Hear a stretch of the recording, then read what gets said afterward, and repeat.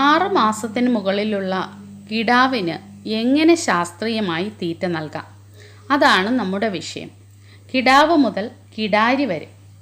ഒരു കിടാവ് വളർന്ന് വലുതായി കിടാരിയായി പ്രത്യുൽപാദനത്തിന് പാകമാകുന്നതിൽ അതിൻ്റെ തീറ്റക്രമത്തിന് വളരെ പ്രധാനപ്പെട്ട പങ്കുണ്ട്. ശരിയായ രീതിയിലുള്ള തീറ്റക്രമമല്ലെങ്കിൽ കിടാരി ആദ്യമായി മതിലക്ഷണം കാണിക്കുന്നതിനെ താമസിപ്പിക്കാൻ അത് ഇടവരുത്തും. കൂടാതെ കിടാവിൻ്റെ ആരോഗ്യത്തെയും അത് സാരമായി ബാധിക്കും. ശരിയായ രീതിയിൽ പരിപാലിക്കുന്ന ഒരു കിടാരിക്ക് 6 മുതൽ 9 മാസം വരെ പ്രായമെത്തുമ്പോൾ 100 മുതൽ 150 കിലോഗ്രാം വരെ ശരീരഭാരം ഉണ്ടായിരിക്കണം. അങ്ങനെയുള്ള ഒരു കിടാരിക്ക് 1.25 മുതൽ 2 കിലോഗ്രാം വരെ കാലിത്തീറ്റയും 10 കിലോഗ്രാം പുല്ലും ഒരു ദിവസം ഭക്ഷണമായി ലഭിക്കണം. ഇനി 9 മാസത്തിന് ശേഷമാണ് പ്രായമെങ്കിലോ കാലിത്തീറ്റയുടെ അളവ് വീണ്ടും വർദ്ധിപ്പിക്കണം.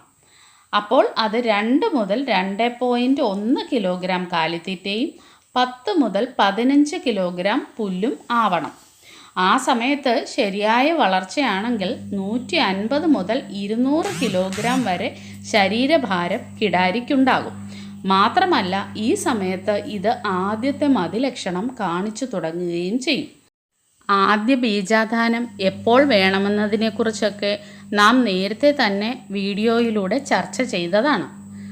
അടുത്തതായി 15 മുതൽ 20 മാസം വരെ പ്രായമാകുമ്പോൾ ഉള്ള കാര്യമാണ് പറയാനുള്ളത്. ആ സമയമാകുമ്പോഴേക്കും നമ്മുടെ കിടാരി ഏകദേശം 200 മുതൽ 250 കിലോഗ്രാം വരെ ശരീരഭാരം എത്തിയിരിക്കും. ആ സമയത്ത് 2.1 മുതൽ 2.5 കിലോഗ്രാം വരെ കാലിത്തീറ്റ ഇതിന് ആവശ്യമാണ്. കൂടാതെ 10 മുതൽ 15 കിലോഗ്രാം വരെ പുല്ലും ആവശ്യമായി വരുന്നു. ഈ കാലയളവിൽ നന്നായി പരിപാലിക്കുന്ന ഒരു കിടാരിയെ കൃത്രിമ ബീജാധാനത്തിന് വിധേയമാക്കി അത് ഗർഭം ധരിച്ചിട്ടുണ്ടാവണം. 20 മാസത്തിന് മുകളിൽ പ്രായമാകുമ്പോൾ നല്ല ഒരു കിടാരി 250 മുതൽ 300 കിലോഗ്രാം ശരീരഭാരത്തിലേക്ക് എത്തുന്നു. ഈ സമയത്ത് 2.25 മുതൽ 2.5 കിലോഗ്രാം കാലിത്തീറ്റയും 15 മുതൽ 20 കിലോഗ്രാം പുല്ലും ആവശ്യമാണ്. നേരത്തെ പറഞ്ഞല്ലോ, ഈ സമയത്ത് കിടാരി ഗർഭം ധരിച്ചിരിക്കേണ്ട സമയമാണ്. ദൈനംദിന ശരീര പ്രവർത്തനങ്ങൾക്കുള്ള തീറ്റയ്ക്ക് പുറമേ ഗർഭത്തെ സംരക്ഷിക്കുന്നതിനുള്ള തീറ്റ കൂടി ഈ സമയത്ത് നൽകേണ്ടതാണ്. ഗർഭത്തിൻ്റെ 6-ാം മാസം മുതൽ സാധാരണ കൊടുക്കുന്ന തീറ്റയ്ക്ക് പുറമേ 1 കിലോഗ്രാം കാലിത്തീറ്റയും 1/2 കിലോഗ്രാം ഊർജ്ജദായകമായ തീറ്റയും കൂടി നൽകണം. ചോളത്തവിട്, പുളിയരിപ്പൊടി അല്ലെങ്കിൽ ചോളപ്പൊടി, കഞ്ഞിവെള്ളം ഇവയൊക്കെയാണ് ഊർജ്ജദായകമായ തീറ്റകൾ. എന്നാൽ നമുക്ക് ലഭ്യമായ വസ്തുക്കൾ ഉപയോഗിച്ചൊരു കാലിത്തീറ്റ എങ്ങനെ ഉണ്ടാക്കാമെന്ന് നോക്കണ്ടേ? അതിനുള്ള മാതൃകാ ചേരുവകളാണ് ഇവിടെ തന്നിരിക്കുന്നത്. ഈ ചേരുവകളെല്ലാം തന്നെ നമുക്ക് ലഭ്യമായതാണ്. ഇത് ചേരുംപടി ചേർത്ത് ഒരു മിശ്രിതം നമുക്ക് തന്നെ ഉണ്ടാക്കി കൊടുക്കാവുന്നതേ ഉള്ളൂ.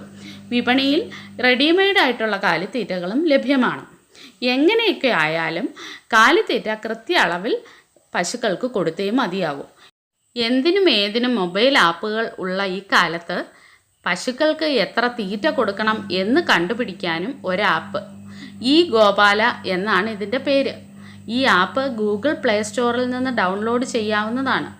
ഇതിൽ നമുക്ക് ലഭ്യമായ തീറ്റ ചേരുവകൾ കൊടുത്താൽ ഓരോ പശുവിനും എത്ര തീറ്റ കൊടുക്കണമെന്ന് വേഗത്തിൽ കണ്ടുപിടിക്കാനാവും. അങ്ങനെ കൃത്യമായി ഏത് രീതിയിലായാലും നിർണയിച്ച് നമ്മുടെ കിടാരികൾക്ക് നല്ല രീതിയിൽ തീറ്റ കൊടുത്ത് വളർത്തിയാൽ ഒരു സംശയവും വേണ്ട, അത് നാളത്തെ നല്ല പശുക്കളായി തന്നെ മാറും. ഈ സമയത്ത് യഥാവിധി വിരയിളക്കുന്നതും മറന്നു പോകണ്ട. അങ്ങനെ ശരിയായ രീതിയിൽ വൈദ്യസഹായവും ലഭിച്ച് നല്ല ഒരു കിടാരിയായി തന്നെ നമ്മുടെ കിടാക്കൾ വളർന്നു വരട്ടെ. ഈ വീഡിയോ നിങ്ങൾക്കിഷ്ടമായെങ്കിൽ ഇത് ലൈക്ക് ചെയ്യുക, ഷെയർ ചെയ്യുക, കൂടാതെ ഈ ചാനൽ സബ്സ്ക്രൈബ് ചെയ്യുക. വീണ്ടും ഇതുപോലെയുള്ള വീഡിയോകളുമായി ഞാൻ നിങ്ങളുടെ മുന്നിലേക്ക് എത്തുന്നതുവരെ നന്ദി, നമസ്കാരം.